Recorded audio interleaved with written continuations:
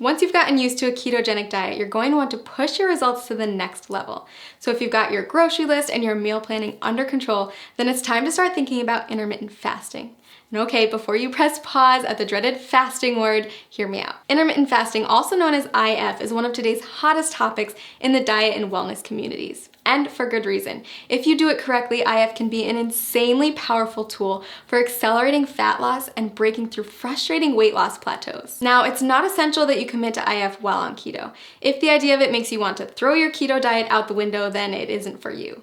But if you're up for another adjustment with the potential to ramp up your weight loss and turn you into a fat burning machine, then keep watching. IF basically boils down to two terms, feeding and fasting. You're in a feeding state when you're eating, and all the times in between, you're fasting. Easy, right? Okay, so here's the deal. There's several different methods for fasting, and you get to choose which one works best for your lifestyle. Most people find that at least one of the following is compatible with their life and fits well into their daily routine. Option 1, skip meals that prolong the time your body's in a fasting state. Most people choose to skip breakfast or lunch. Option 2, rely on the eating windows method.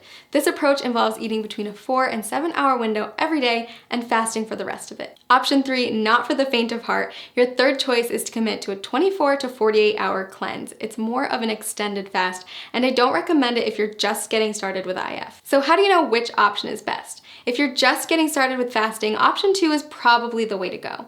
We found that restricting yourself to specific eating windows tends to work well for new fasters. For example, tons of people have tremendous success only eating between 5 and 11 p.m.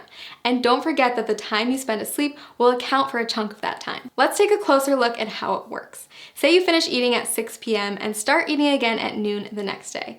That means you fasted for 18 hours and eaten for 6. In other words, you've achieved an 18-6 window. If you finish eating as early as 5 p.m. and don't eat again until noon the next day, then you've fasted for 19 hours and eaten for 5, or you've achieved a 19-5 window. You don't have to adhere to IF every day. You can try it out once a week at first, listen to your body, and then add in more IF days over time. So why does IF work anyway? The first and simplest reason is that our bodies can only take in so much food at a time.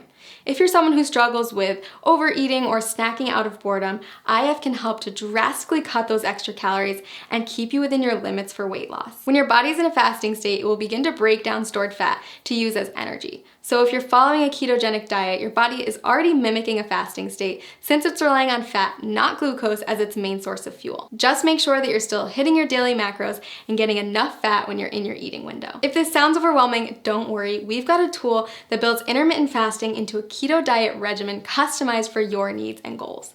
Click the link below this video to discover your personalized plan. And keep in mind that the benefits of IF go far beyond weight loss. After all, there's a reason why every wellness community is talking about it, and why thousands of today's top performers have made it a part of their daily routine. People who practice fasting on a regular basis reap tremendous health benefits in many areas, not just by turning their bodies into maximum fat-burning machines. Nobel Prize winner Yoshinari Asumi discovered that fasting can trigger autophagy, which is essentially a deep cleaning process for your cells. Autophagy helps to stop the aging process, reverse disease, and prevent cancer. It's basically the body's way of cleaning out cells by recycling non-essential components like damaged proteins and getting rid of invading microorganisms and toxic compounds. Like most complex mechanisms, your body needs a break from feeding, so it can focus on performing these other functions instead. Not only does fasting trigger autophagy, it also increases the number of ketones in your bloodstream more than a keto diet alone will do.